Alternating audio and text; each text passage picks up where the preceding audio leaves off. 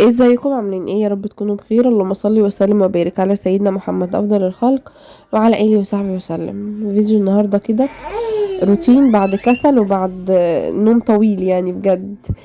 تعبانه وعندي برد وجسمي كده متكسر، وبصراحه كنت بقوم اعمل كده ايه الحاجات الضروريه وانام تاني، او اقعد مع العيال، يعني ما كانش فيها حيل او جهد ان انا اقوم بقى ايه امسك الشقه وانضفها لحد ما وصلت للمنظر اللي انتوا شايفينه ده. في المطبخ ما كانش فيه طبق نظيف، والله كنت اعمل مثلا الغدا، المواعين احطها في الحوض، مش قادرة اقف، البرد بيجي معايا كمان بصداع وعيني بتبقى سخنة طول الوقت، وكان عندي سخونية كمان، فما كنتش قادرة بصراحة ايه اجهز يعني. فبس قمت كده النهارده قلت لا، انا استعيذ كده بالشيطان واقوم بقى ايه اشوف الدنيا، عشان مش هينفع اسيب الدنيا متمرمطه عندي اكتر من كده. كمان كان جايلي ضيوف اليوم ده، فقلت لا انا لازم كده ايه اقوم اظبط الدنيا.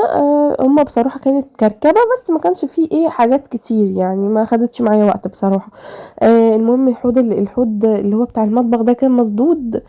اللي هي الماسورة اللي تحت دي احنا يعني عاملينها بجبس، ملزقينها في الحيطة بجبس، فاهمين؟ فانا ما كنتش عارفة ايه اشيلها واسلك بقى الحوض، فلميت بقى كل المواعين بصراحة وغسلتهم ايه في البانيو في الحمام.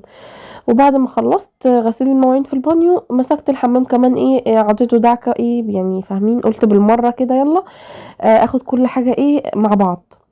بس وبعد كده دخلت رصيت المواعين وقعدت بقى ايه اسلك في الحوض لحد ما الحمد لله يعني اتسلك، بس كسرت اللي هو الجبس اللي احنا ملزقينه ايه، حاطينه في السيراميك يعني، عشان الخرطوم ما يطلعش، عشان هو بيطلع وايه بيغرق لي المواعين تحت، لان انا حاطه المواعين بتاعتي في الدولاب اللي هو تحت الحوض على طول، فلما بيعمل سدد او حاجه اجي مثلا اشده، فالمواعين كلها بتضطر اللي هي ايه، فاهمين؟ بتتوسخ، فبعيد عليها غسيل من اول وجديد. بس فلميت بقى بصراحه المواعين الاول، بعد كده ايه اشتغلت لحد ما ايه ما الحمد لله سلكته. بس بعد ما سلكته قلت كده ايه اخد بقى الرخامة، اغسلها والمعها وانضفها بالحوض بتاعها. وكمان عندي البوتاجاز، بقالي يجي اكتر من 4 5 ايام بعمل عليه الاكل وما بغسلهوش، لحد ما عايزه اقول لكم منظره بقى لا يسر عدو ولا حبيب، وانا بصراحه بخاف يعني على الصاج بتاعه لا يبوظ، او مثلا اللي هو يعمل حروق كده زي ما بتشوفوه كده، اللي هو ايه بيبقى كده فيه في البوتاجازات لو عمل مثلا حروق من تحت بيعمل كده اصفرار او حاجه كده، عارفين كده الصوت بتاعه لما يقشر بتبقى كده اهو. بصوا المنظر كان عامل ازاي. وكمان عايزه اقول لكم اللي هي عيون البوتاجاز دي بصراحه انا جبت لها حاجات كتير قوي بجد، يعني ما بتنضفش خالص. لحد اخر حاجه قالوا لي اتشيلو اللي هي اللهلوبه، لو تعرفوها اللي هي بتتباع في شركه ماي ويز. فقلت النهارده اجيبها واجربها واشوف ايه الدنيا هتعمل ايه فيهم، يعني قالوا لي حطيهم كده في حله واغليهم يعني على النار، ما حطيت لهم كمان خل مع ملح ليمون. وهشوف بقى الدنيا هتعمل ايه بصراحة، ما لسه ما ركبتهمش يعني، انا حطيتهم يتغلوا امبارح الساعة 2، وانا المفروض يعني بعد ما يتغلوا على النار اسيبهم يهدوا ساعتين بعد كده اغسلهم. بس انا بصراحة نمت يعني، خلصت المطبخ وخلصت البيت ونمت. بس فقمت تاني يوم الصبح اللي هو النهارده غليتهم بقى، ولسه برضو ما غسلتهمش، كنت بعمل حاجات مهمة فما عملتهمش لسه. هنا انا كنت عايزه اقول لكم ان انا كنت عايزه افك اللي هو الصاج اللي من فوق ده اغسله من تحت، وكمان انضف ايه البوتاجاز من جوه يعني، بس بصراحه جيت افكهم فكيتهم بالفعل، بس خفت بصراحه اشيل الصاجه دي لا يحصل تصريف في الغاز ولا حاجه، وانا كمان عندي برد وما بشمش فنروح كلنا في شربة ميه يعني. فقلت لا بلاش، ما اعملش الحكايه دي، مش لازم ننضفه قوي يعني، مش لازم ننضفه قوي، هو حلو قوي من بره. بس اجيب بعد كده ايه استخدمت اللي هي اللهلوبه دي، عايزه اقول لكم الرغوه بتاعتها تحفه بجد، وبتلمع اللي هما السلستين والحوض، عايزه اقول لكم الحوض بتاعي يبقى بيلمع قوي منها، وكمان البوتاجاز هتشوفوه لما يتمسح الصاج بتاعه بقى حلو قوي، بقى فيه لمعه كده ايه حلوه. وكمان بتلمع الحلل الألمونيا بتخليها بتبرق كده، غسلت بيها كل الحلل الألمونيا بتاعتي، فقلت بصراحة اعتمدها على طول، عارفة باخد منها كده حتة صغيرة بترغي الدنيا، بتخلي الدنيا كده رغاوي بجد. كنت جايبة اللي هي العلبة الوسط كانت عاملة 35 جنيه، وفي الكتالوج تقريبا عاملة 57 جنيه، ففرق ايه يعني حلو، فان شاء الله لما انزل تاني عند امي ولقيت يعني الراجل عنده كتير هجيب منه. عايزه اقول لكم بقى ان انا خدت البوتاجاز من الجناب، وكمان الازاز من بره ومن جوه وخدت اللي هو الازاز بتاع الفرن كمان غسلته. بس بصراحه ما غسلتش الفرن لان انا الفرن عندي متبهدل. لان كل اكلنا يعتبر شوي، حتى الحاجات ايه اللي ما بتتحمرش بحمرها. انا بحب الايه، الاكل المتحمر، الاكل المشوي، انما المسلوق ما ماليش فيه يعني، ما باكلهوش. فدايما بستخدم الفرن بتاعي على طول، فعشان كده ايه متبهدل. فعايزه كده في يوم ان شاء الله اكون ايه رايقه كده يعني ايه وفاضيه، امسكه اديله دعكه محترمه كده من فوق لتحت، اخليه ايه يرجع زي الاول ان شاء الله. بس ايه شويه. عايزه اقول لكم كده انا بجيب اللي هي الفوطه دي ومعايا السكينة في الحتة مثلا اللي السلكة ما بتعرفش تدخل فيها. بدخل كده الفوطة بالسكينة وبطلع ايه اي ايه دهون متراكمة الكلام ده، عشان ايه يفضل ايه نضيف زي ما هو. همسحه بقى وبعد كده هروح اغسل اللي هي الحوامل بتاعته. انا اتعودت كمان منين ما بغسل البوتاجاز، يعني مثلا خلصت الغدا، في مثلا حاجه نزلت على البوتاجاز هغسله، اخد الحوامل بتاعته اغسلها على طول، حتى ايه تكون ايه سخنه شويه. لما بغسلها وهي سخنه شويه الدهون كلها بتاعتها بتنزل، وبتفضل الحوامل بتاعتك كانك جايباها جديده.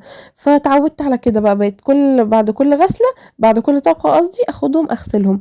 بس بصراحة اللي هما ما بينضفوش عندي اللي هي عيون البوتاجاز، عملت لها وصفات كتير انتوا قلتولي عليها، عملتها ما كانتش بتعمل حاجة. اشتريت لها حاجات كتير برضك وعملتها بيهم، ما كانوش بيعملوا حاجة. حتى في عيون انا ما بستخدمهاش، ويمكن اكتر العيون اللي انا ما بستخدمهاش هي اللي بتبقى ايه متمرمطة جامد يعني. فبصراحة قلت اجرب بقى الموضوع اللي انا قلت لكم عليه ده، هعمله كمان معاكم. نفع ونضفوا خلاص، ما نضفوش هجيب بقى اللي هو الورق الفويل ده وهلف البوتاجاز بيه كله.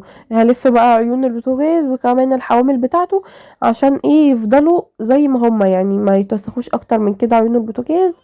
لحد بصراحة ما اشوف لهم حل بقى. وهم عشان نحاس اي حروق او اي مثلا دهون بتنزل عليهم وانا بسيبها، فبتلزق ما بتطلعش خالص. وانا بصراحه الاول لما كنت مثلا اجي اغسل البوتاجاز كنت امسحه كده اغسله، ما اشيلش عيون البوتاجاز ولا اغسل الحوامل. بس لما ايه مره مع مره مره مع مره، فحسيت ان هم خلاص بقى شكلهم بايخ قوي، فتعودت بقى ان انا كل لما اغسل البوتاجاز اغسلهم. هنا بقى خلصت حوامل البوتاجاز وهسيبها بقى تتصفى، وجبت كده حله واحط فيها ميه وانزل فيها عيون البوتاجاز وهرفعهم على النار. هحط بقى معلقة من اللي هي اللهلوبة دي.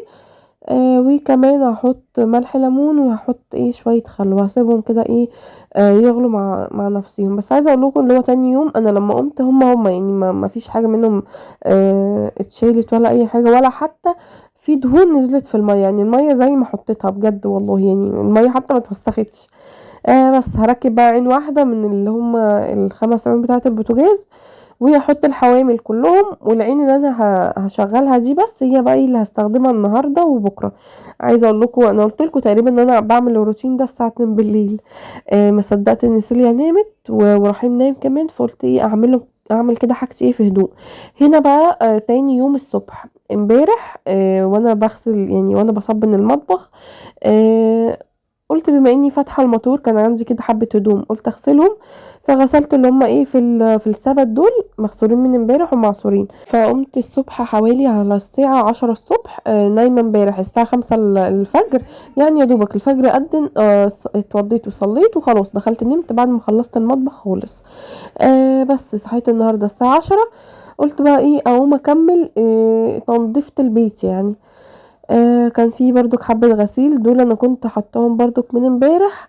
بس ايه عشان نمت يعني، والدورة بتاعت الغسالة بتاعتي بتاخد مدة طويلة، فقلت ايه طفيت يعني عليهم، وقلت الصبح اخليهم ايه يكملوا. هطلعهم بقى بره الحمام عشان اوديهم البلكونة انشرهم. كان الحمام كمان نضيف من امبارح دعكاه وانا بغسل المواعين. تمام. هنا بقى الصبح برضو لان انا ما صورتش المطبخ بالليل بعد ما خلصته. هنا بعد ما عزكم الله يعني لميت الزبالة، غسلت اللي هو الجاروف بالمكنسة بتاعته كده، مسكتهم بالسلكة ودعكتهم دعكة ايه محترمة عشان يفضلوا نضاف معايا. وهنا كنت غاسلة براطيم. البراطيم دي انا بسيح فيها سمنة وبحطها، يعني لو جايبة مثلا اكياس سمنة نص كيلو اللي هي الاكياس الفرط دي، اكياس فرط ايه اللي هي الاكياس اللي هي الكيلو او النص، بسيحهم بحطهم في البراطيم، او لو عندي سمنة فلاحي بحطهم في البراطيم دي برضو ايه بتنفعني. هنا برضو هولع على الحلة اللي انا حاطة فيها اللي هي عيون البوتاجاز تسخن، تغلي من تاني واسيبها بقى تهدى وبعد كده ايه هاخدها ادعكها. هنا بقى حاطة الترابيزة دي اللي كانت في البلكونة، دخلتها بصراحة المطبخ، قلت المطبخ واسع يعني فاخليها ايه زي كوفي كورنر كده، احط عليها الغلاية واحط مثلا عليها اي كوبايات الكلام ده، بس انا مش حاطة عليها اي حاجة غير اللي هو الغلاية واللبن بس بتاع سيليا، عشان بدخل مثلا اعمل لها رضعة بيبقى اللبن قدامي والحاجة قدامي. بس وعايزه اقول لكم ان هي الترابيزه بقى بتاعه المطبخ الاساسيه انا لميها، لان انا هغير النظام برضو، هغير مكان الترابيزه مكان التلاجة، بس بصراحه لسه مش عارفه احط ايه ولا هعمل ايه، لاني خلاص حطيت رجلي بقى كده ايه دخلت على اول الطريق. فاكرين المشروع اللي انا كنت قايله لكم عليه، خلاص هبتدي ان انا اجيب في الحاجه بتاعته، فبصراحه هستخدم المطبخ، يعني احط الحاجه اللي انا هجيبها في المطبخ.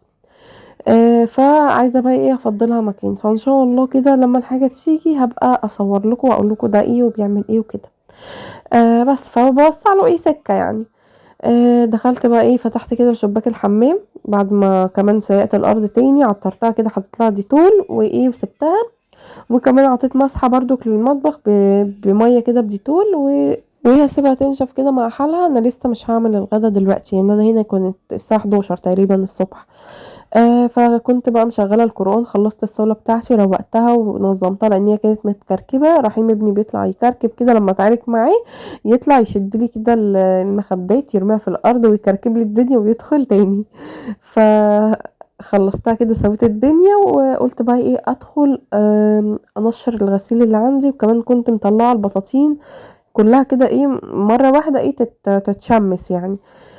بس فلميتهم بقى وطبقتهم ودخلتهم، وكمان نشرت الغسيل وسويت البلكونه والدنيا ايه رايقه كده. عايزه اقول لكم والله ان الصباح كده بتاع الصبح والشمس كده بتاعت الصبح لما تدخل البيت بتبقى حاجه حلوه قوي، بتحسي كده ببهجه والله. ان انا لما بصحى بدري واخلص كده حاجتي على الظهر كده تكون حاجتي خالصه بالكبيري قوي الساعه 1 الظهر كده تكون غدايه كمان عاملاه، فبحس كده ببهجه كده ايه وفرحه والله ايه بفرح قوي. وكمان روقت الأوضة بتاعتي كده وفتحت البلكونة عشان الشمس تدخل. سيليا بقى طلعتها بره على الركنة وحطيت لها كده المخدات على حرف الركنة ودخلتها ايه من الركنة من جوه، عشان رحيم ما يروحش يشدها ولا حاجة فتقع ايه على الأرض يعني. بس قلت الأوضة دي تتهوى شوية بعد كده ايه ادخلها وادفلها السرير واجيب لها البطاطين وكده، وادفلها الأوضة يعني. فبس مستنية ايه الشقة او الأوضة تتهوى شوية عشان ايه ما بفتحش البلكونات كتير. بس هنا كمان خلصت بقى ايه الدنيا، وهسيبها شوية كده، بعد كده ايه هقفل الشيش والازاز وهقفل الشقة كلها يعني. بس على بعد العصر كده تكون ايه الشمس الشقة شمت هوا كده. بس هروح بقى اعمل الغدا. عايزه اقول لكم ان الغدا كمان بتاعنا النهارده بسيط، هعمل شويه جبنه قديمه بالطماطم وحبه بطاطس والحمد لله على كده. امبارح كنا لسه واكلين فراخ وقلت النهارده بقى ايه انوع كده بقى ناكله ايه اكل اللي هو ايه بياكل ده، يعني انا بحب بصراحه اللي هي الجبنه القديمه والبطاطس والبتنجان والفول اكتر من الفراخ واللحمه وكده، فقلت اقضيها بقى النهارده اي حاجه. وكمان قلت كده احط حته بخور، البخور ده ريحته حلوه قوي فبحبه بصراحه، فقلت كده احط حته تخلي الشقه ريحتها حلوه.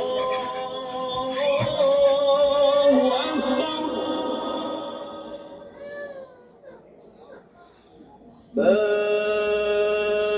إله إلا الله. وبس هنا اكون خلصت الشقه كلها في اذان الظهر بالظبط، الظهر كان هو عزيزي قوي يا رب كان بيأذن، وخلصت البيت كله. معلش بقى عشان رحيم كان بيعيط عشان شروق بتقعد ترخم عليه فبتخليه يعيط يعني، فهو ايه على طول ما هي قاعده معايا الاقي عيني هو بيعيط. وهنا كمان اكون حضرت الغدا وخلاص كده يومي كان خلص. اكون وصلت كمان لنهايه الفيديو. عجبكم الفيديو متنسيش تحطوا لايك واشوفكم في فيديو جديد.